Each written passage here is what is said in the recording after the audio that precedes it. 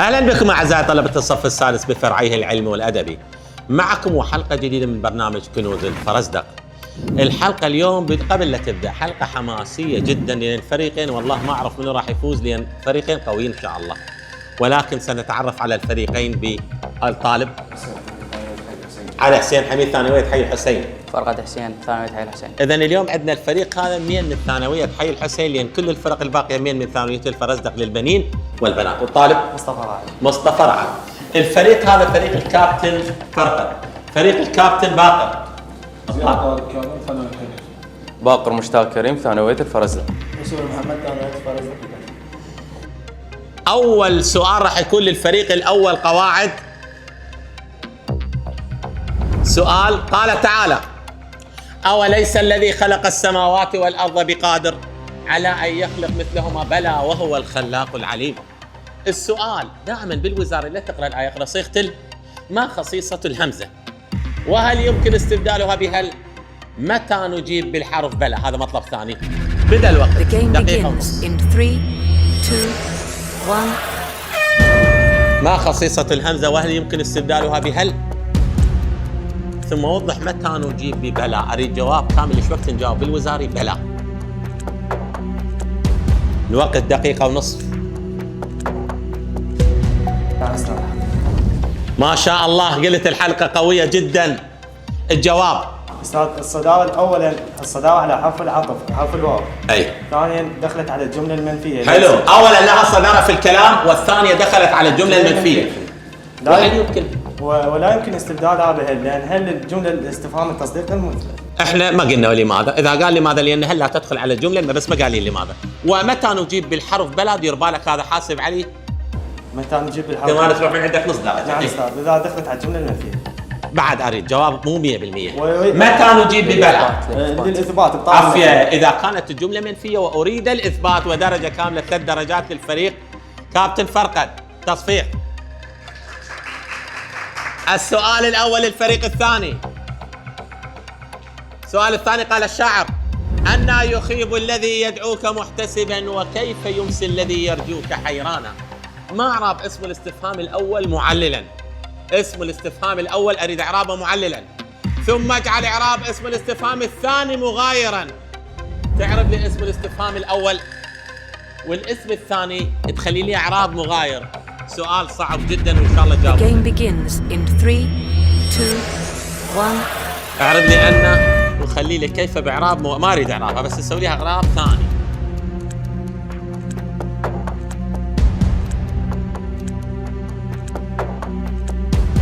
سؤال لا يخلو من الصعوبة.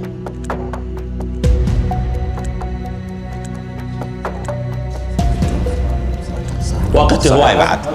جواب عافية ما شاء الله. يلا لا تستعجل بالجواب، ترى تروح من عند اي. أن اسم استفهام مبني على السكون في محل نصب حال، تلاها فعل تام. جواب كامل. المطلب الثاني اجعل اسم الاستفهام كيف يعرب باعراب مغاير. كيف المساء. جواب كامل 3 درجات تصفيق. المباراة قوية جدا والأسئلة مالتهم صعبة جدا. يا الله. السؤال الثاني للفريق الأول: كيف الرقاد ولا تحين رقاد؟ رحل الشباب ولم أفز بمراد. السؤال: ما أعراب اسم الاستفهام الوارد موثقا إجابتك بالقاعدة، ثم اجعله في محل نصب خبر ثم حال. تعرف لي اسم الاستفهام، بعدين تخليها في محل نصب خبر، وبعدين في محل نصب حال. والوقت The game إلك. begins in 3, 2, 1.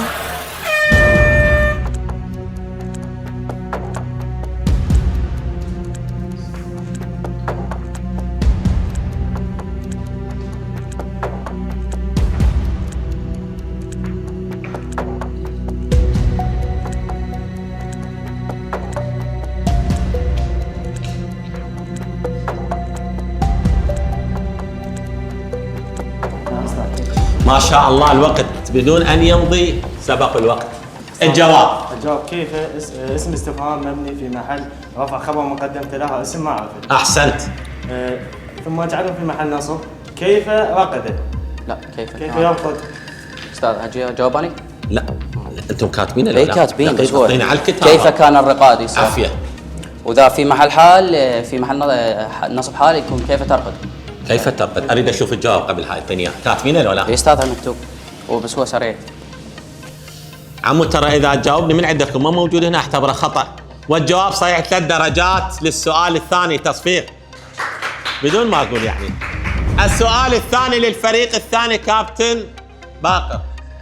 كون جمل، كون كم دالة على الحدث وكم خبرية.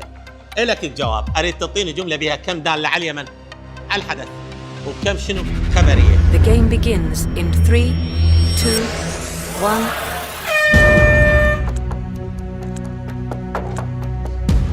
ما شاء الله ما شاء الله، بس لا تستعجلوا لا تطير من عندك نص درجة. أي استاذ كم دالة على الحدث؟ أي كم فوز الفوز؟ كم فوز الفوز صحيح. كم خبريا؟ كم معلمات؟ أحسنت، كم معلمات، لأن كم إذا جاء بعدها جمع أو إذا جاء بعدها حرف الجر تكون شنو؟ خبرية. والجواب صحيح 100%. تصفيق. إذا إلى الآن عندنا سؤالين بعلامة كاملة. السؤال الثالث للفريق الأول. السؤال الثالث: كم ناهب للشعب صار مرفهها وعلى جراح بلده يتكسب؟ ما نوع كم وما إعرابها ثم اجعلها على نوع آخر. الجواب لك The الوقت. game begins in 3, 2. أسئلة قوية جدا يستاهلون الفريقين.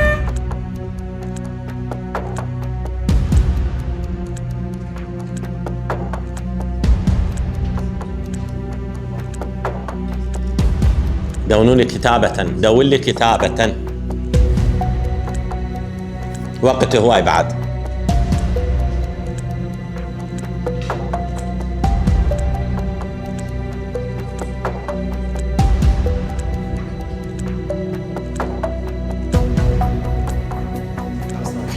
الجواب طبعا حتى ما يعطونا فرصه نحكي لان جوابهم سريع جدا. ايه استاذ نوع كم نوعها خبريه. خبريه لان تمييزها اذا اسم نكره انت ما ودي صح. ماذا استفدت اذا عربتها انتم فريق قوي جدا. نعم استاذ. اي كم اسم مبني في محل رفع خبر مقدم وجوبا تلاها فعل ماضي ناقص سوف خبر.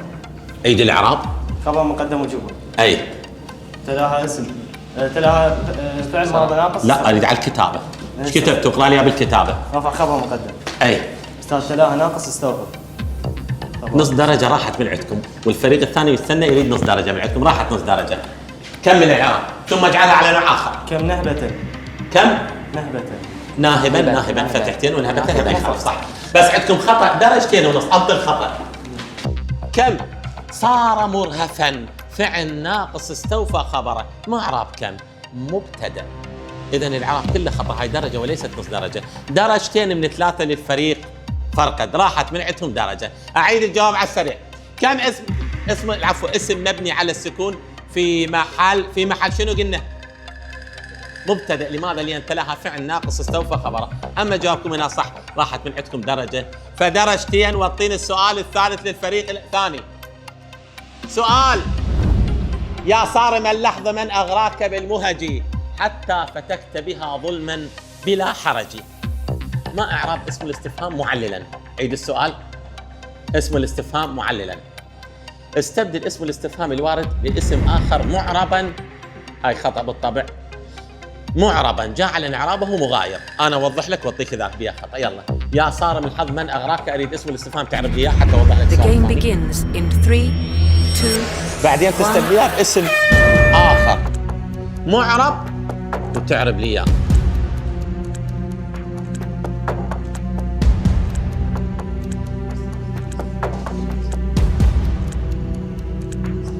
بعد وقت. سؤال صعب صح، بس حتى تستفادون من يمه.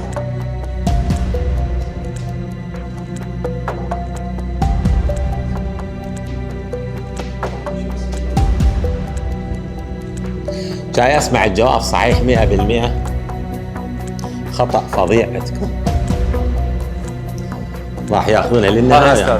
يا الله. الجواب: من اسم استفهام مبني على السكون في محل رفع مبتدا. احسنت. تلاه فعل متعدي استوفى خبره. استوفى مفعوله. استوفى مفعوله. والاستبدال تصير اي شخص يغريك. نفس الجمله. اغراك هي. اغراك هنا مبتدا، سويت يغريك على متصل في محل نصب. عافية. إذن جواب صحيح 100%، وثلاث درجات أيضا. أصبحت النتيجة 8 مقابل 9. فاصل ونواصل.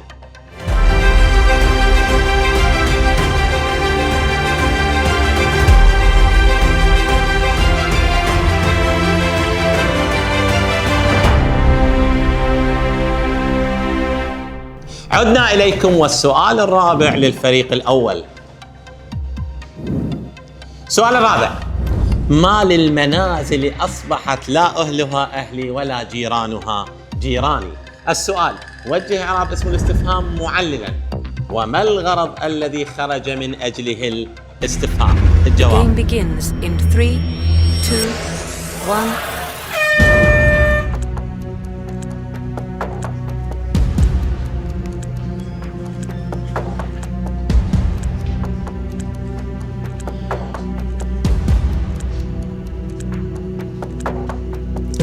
ما للمنازل أصبحت لا أهلها أهلي ولا جيرانها جيراني. ما إعراب اسم الاستفهام معللا؟ ما الغرض الذي خرج من أجله الاستفهام؟ أستاذ، جواب: ما اسم استفهام مبني في محل رفع مبتدأ تلاه شبه جملة. جواب صح. وما الغرض الذي خرج من أجله الاستفهام للتعجب؟ درجة كاملة. أي ما يجي براها لام ويقول ما الغرض شو نقول له؟ تعجب. جواب كامل 3 درجات. صفقوا يعني ترى تعبت بالقرآن. إذن النتيجة ايش قد هنا؟ ب4 أسئلة 11 درجة. ننتظر السؤال الرابع للفريق الثاني. يا الله، كم عبرة موهتها بأناملي وسترتها متجملا بردائي؟ ما دلالة كم؟ عيد السؤال.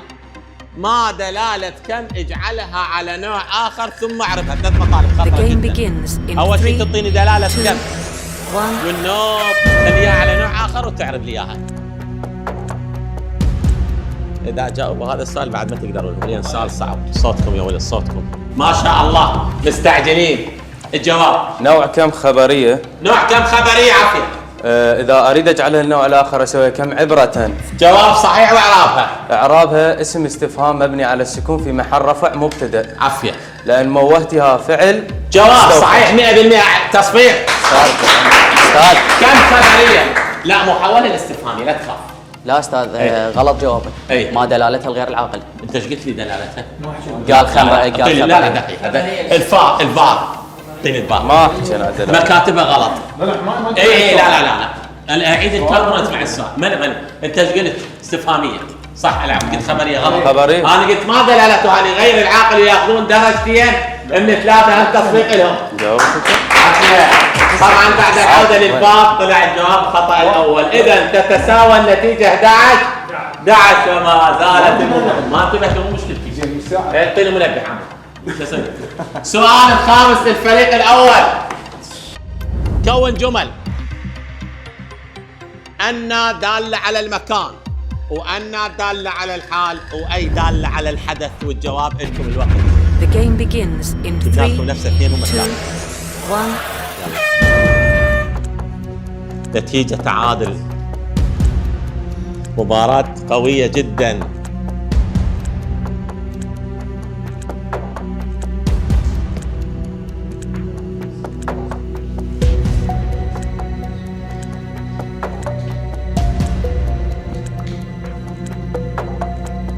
بعد هواي وقت.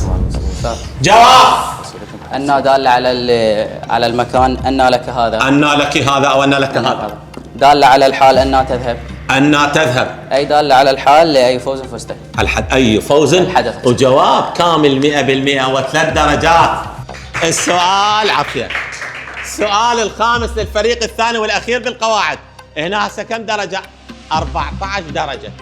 إذا جاوبوا يصيرون 14 درجة. السؤال: قال الشاعر: يا لي بالله يا ظبيات البر قلنا العفو، بالله يا ظبيات القاع قلنا لنا ليلى من كن أم ليلى من البشر.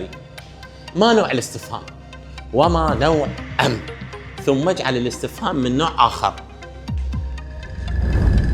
ما نوع الاستفهام؟ ليلى أو ليلاي من كن أم ليلى من البشر. ما نوع الاستفهام وما نوع عام، ثم اجعل الاستفهام من The نوع game آخر. begins in 3, 2, سؤال سهل 1. يصفوا له شوية. نشكر على حضور هذا الجمهور الغفير طبعا ما يقدر ب50,000 متفرج. كملنا أستاذ. يا الله ما شاء الله. الجواب نوع الاستفهام تصوري، عافية، ما قايل لي ماذا أنا. ونوع أم المعادلة من العاطفة. المعادلة العاطفة. أليلى ممكن؟ عافية وجواب صحيح 100%. ليلى من كنا جواب صحيح. التعادل ب5 أسئلة لكل فريق 14 درجة. بقى عندنا الحاسم سؤالين أدب. عندكم تبديل أدب؟ من اللي يطلع؟ انا طيب. أدب. اي محمد يجي. يلا محمد مو أنت الكابتن. لا ما يخالف ابقى. احنا مبسوطين. اقعد. سؤال السادس أدب. ما حد يسجل يعني. سؤال السادس أدب. الأول هو يعتبر ما يخالف صح؟ الكم عمو. شاعر من أسرة عريقة اشتهرت بالزعامة الدينية. من هو؟ وما عنوان قصيدتي؟ اكتب ما حفظت له ببيتين متضمنين اسلوب النداء. ان 10 ابيات اريد 2 بهم اسلوب النداء. The game begins in 3, جاوب. 2, 1. صار حسن شوف لنا النتيجة. اي الجواهري قصيدة الجواهري. جامعة بالحسين. اي يا ايها الوتر فيا ايها الوتر في يا فيا ايها الوتر في اذا خلص الخالدين. الوقت وما كاتبه خسارة. لا استاذ خيجاوب. اي فيا أيها الوتر في الخالدين فذلا إلى الآن لم يشفعي، ويا عظة الطامعين العظام بالله عبدهم عافية تعاليت من مفزع للحتوف وبورك قبرك شممت ثراك فهب النسيم نسيم. درجة كاملة 3 درجات. السؤال الأول أدب إلهم.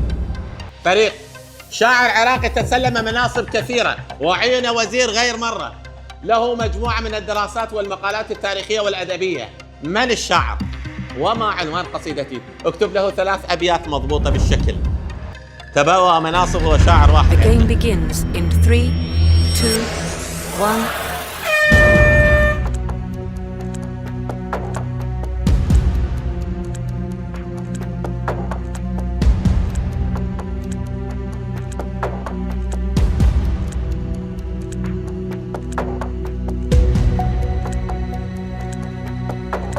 أي الجواب. الجواب الشاعر علي الشرقي. الشاعر علي الشرقي. الوان قصيدة السيف والقلم. السيف والقلم. أدب يراعى كونصر دولة القلم يحمل على الداخل في جد من كلمة سيف مثل من قال القراءة به، وفي يراعى سيف غير ممتن لم يقسم الله بذكره بإنما شرف مكانه. يا ولد احنا قلنا الكابتن اللي عنده هاي يحكي حتى الصوت يطلع واحد. عيد لي اياهم لو ما تعرفون بس الابيات.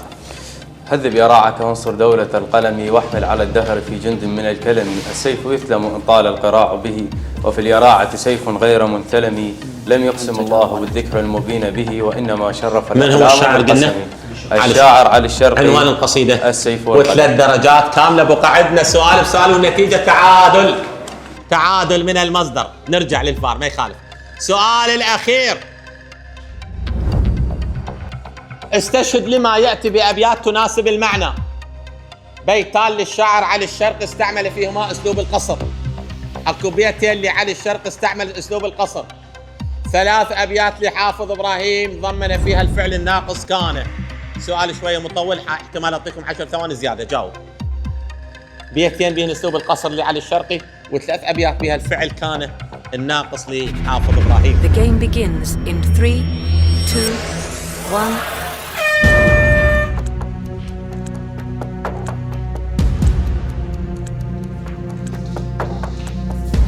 وقت هواي، وقت كلش هواي.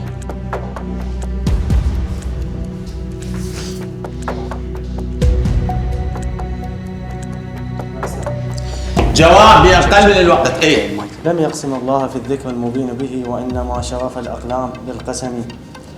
لا يصلح السيف إلا للقراع وذا للعلم للفضل. إذا عندي إنما وعندي إلا ولا، هذا قصر حلو. نعم. طيني هنا فعل الناقص. كنا قلادة جيد الدهر فانفرطت، وفي يمين العلا كنا رياحين.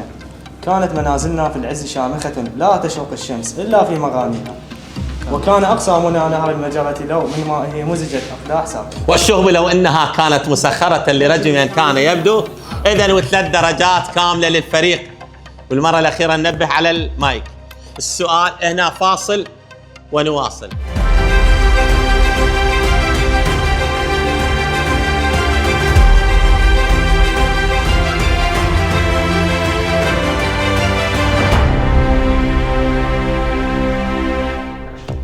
عدنا معكم والسؤال الأخير للفريق الثاني، وننبه على النتيجة.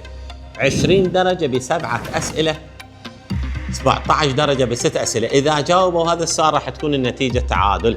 السؤال الأخير بالأدب: هات ما يناسب الأفكار، أجب عن 2 هن 4.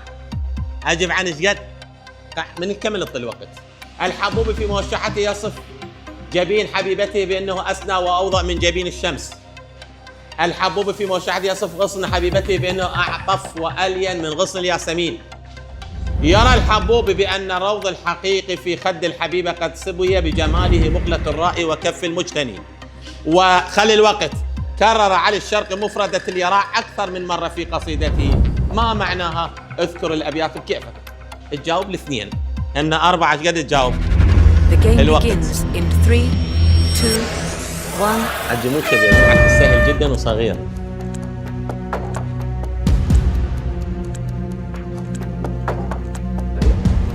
هاي أستاذ. ما شاء الله. الجواب النقطة الثانية.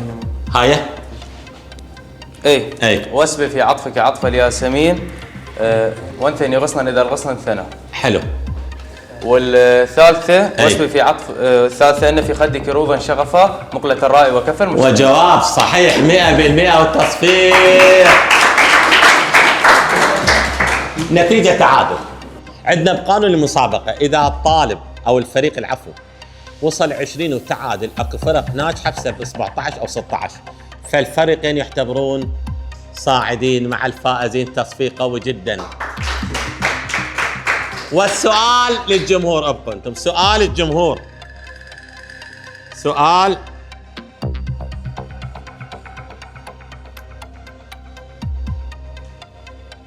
بما التعلل لا أهل ولا وطن ولا نديم ولا كأس ولا شرب. بما التعلل. اعرب اسم الاستفهام موضحا ما طرأ عليه من تغيير. بما التعلل. الفريقين ما يشاركون، بس الجمهور. هواي ما شاء الله نزلوا يعني. من إذا بال50 واحد وين؟ بما التعلل لا أهل ولا وطن. المتسابق أنت مو بيش الحلقة يعني، بس ما يخالف أو لا أنت فريق. بما التعلل لا كلكم لا هاي العالم لا. بنات ما يقبلين طبعا. طبعا عندنا خطار اليوم، راح نعطيه سؤال. إلك سؤال: أوليس أوليس الله بقادر، ما خصيصة الهمزة؟ عافية. لها الصدى. طبعا طالب عندنا صار له 3 سنوات تخرج، والتصفيق إلى مهدي. اعطينا هدية. أستاذ حسن هدية منا. تعال مهدي تعال. اعطيه هدية. اعطيني اياها. طبعا مهدي احد طلاب ثانويه حي الحسين، تخرج منها قبل 3 سنوات وحصل على طب الاسنان، وهو اخو الطالب زياد طارق، والتصفيق له.